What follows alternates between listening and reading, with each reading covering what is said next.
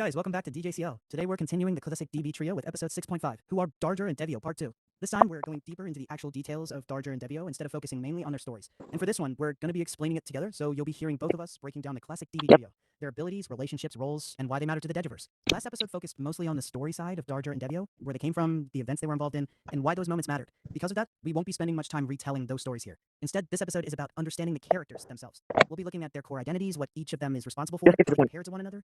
Sure. We'll focus on their abilities. Got it. Darjer Javin Bellius is one of the central members of the classic DB trio and serves as its strategist, so he's the thinker, planner, and problem solver type rather than a brute force fighter. Darjer is also deeply tied. In a way, yeah, he's known for creating and working with powerful machines, including his own mech, using his technical knowledge to support himself and others. That technological side makes him stand out from many other major characters who rely more heavily on natural abilities or direct power. Although Okay. Darjer is... Now give more core details about Darjer and his personality and like the past. Darjer, Javin Bellius, is intelligent, determined, and dependable. He takes his responsibilities seriously, prefers logic and planning, but doesn't shy away from a fight when it's necessary. His past pushed him to become both an inventor and a capable fighter, eventually engineering advanced technology and powerful machines like his mech. Within the classic DB trio, that mix of intelligence, combat ability, and engineering makes him really versatile. He isn't defined by a single strength, but by how he combines those areas to fill a unique role. And beyond fighting or building, Darjer plays a key part in shaping major events in the Deviverse, often acting as a balancing force alongside JD. So that's Darjer in a nutshell. More than just a strategist, but a builder, protector, and important stabilizing presence in the trio. Quick question before we move on. What's one thing you're most curious about with Darjer? Tech inventions change the balance of power in the Deviverse. Like, when does innovation tip into, uh-oh, that's dangerous territory, causing problems instead of just helping? Well, see, I don't really have a thought with that, but it does happen. It does definitely happen. Yeah. And he kind of cooks up. He kind of just cooks the whole. He just cooks the whole. He cooks the whole country.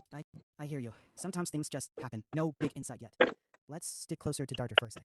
When you picture him in day-to-day moments, not battles or giant plot events, what sticks in your head? What do you actually do on a normal day that shows who he is? Okay, so let me tell you a little story. So back when Darjer, don't ask me back to. Back when Darjer was like, back when JD was like the Zoxus, and he was about to like transfer his soul literally into the Gyro core. Yes, Darjer was there, and he was kind of concerned, like oh my gosh, is he even gonna come back? And he understood the plan, but he just thought it wouldn't. He kind of thought he wouldn't work, and he was doubtful. And when the big explosion happened and his body got physically vaporized, Darjer was like just shocked, and after a few days, Darjer was out worried. And so basically, Noxus was just in the Gyro mech, the Gyro 304 mech, and it took over 2 years, and Gyro was unconscious. For JD himself, it felt like instant, like he just instantly woke up, being painful.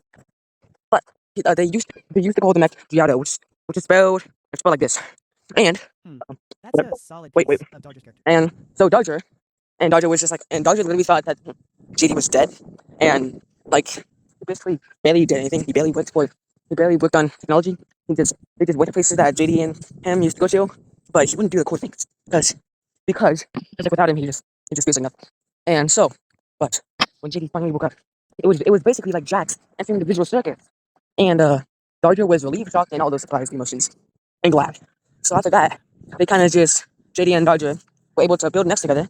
By the way, you know how I think the original mech was like somewhere in the 300 foot tall. I'm pretty sure 340 foot tall. Oh no, somewhere around that. But so and even if like an enemy titan came, well, these guys worked together. Well, Darjer was giving the OG Zoxus vibes, but this time they were working together, and they could defeat like colossal titans like up to like 300 foot in like hours. In hours, that may seem like a long time, but it's like short. Right. So, big picture, that beat shows Darjer moving from worry and doubt into trust and teamwork. He cares deeply about JD, and even though he's strategic, he's not cold. He'll actually pause, reflect, and choose loyalty over strategy when it matters. And that mix, brains plus heart, is kinda what makes Darjer stand out in the Deviverse. See, Darjer's personality is just like chill, just like beauty and respectful, and he's more like he's more insistent, and he's more he's equally cooperative. That fits. He's respectful and chill, but he leans into cooperation when it counts. If you'd like, we can shift to Devio next, or skip Devio. Darjer a bit longer. So Devio, so since I just explained, now it's your turn. Explain everything, core details that you know that we have not revealed in the last episode. So not stories, no stories. I bet most of you know just stories about Devio, but I want you to explain detailed. Based on what we've already covered together, and skipping the stories, Devio is the third member of the classic DB trio and serves as its observer. He's calm, collected, and tends to watch and understand before acting.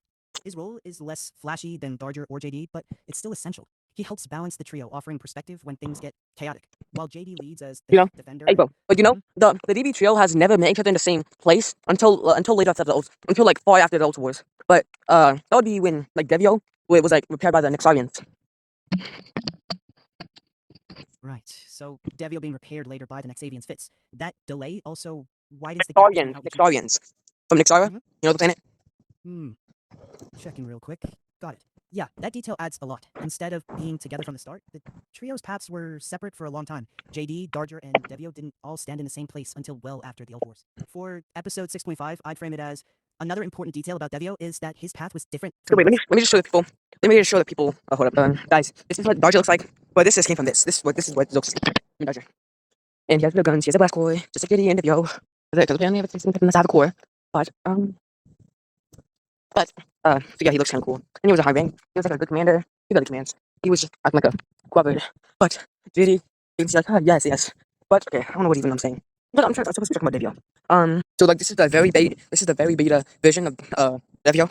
So when I imagine like infected Devio, I imagine like him with like well, I imagine him with uh, I imagine him with like these purple eyes, purple core, purple railguns, purple. It's just all purple because he was infected by the Otos. Yeah, purple.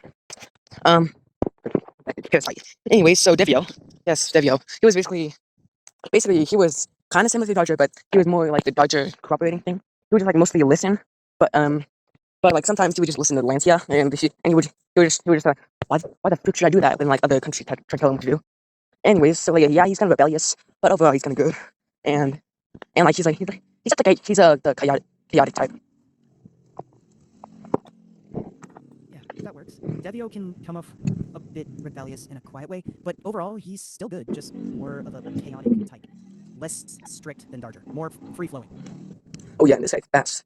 I mean, so yes, he's 1,012. That adds to his observer vibe. Quick mind, but not always front and center.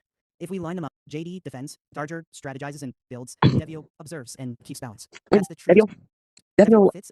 Devio sometimes well occasionally helps with projects, like the ones that include big stuff. So yeah, I don't really know what to say else. And yeah, I guess we'll just reveal stuff later into like really like the biggest. All the way back in the biggest. I mean all the way to the biggest fizzle. Let me spell it out. BEGIUS PHUSO biggest fuso. Currently in the pre-biggest fuso. Well, people are just gonna be scrolling like what the heck is this guy explaining about? I don't even know what this knows. So this guy's like really he's really agile, speedy, and like, just a lot of boost. Really powerful guy. Okay, speed based. So in a fight, he's probably in and out before others can even react. Cool, but I'm wondering, what's his personality like?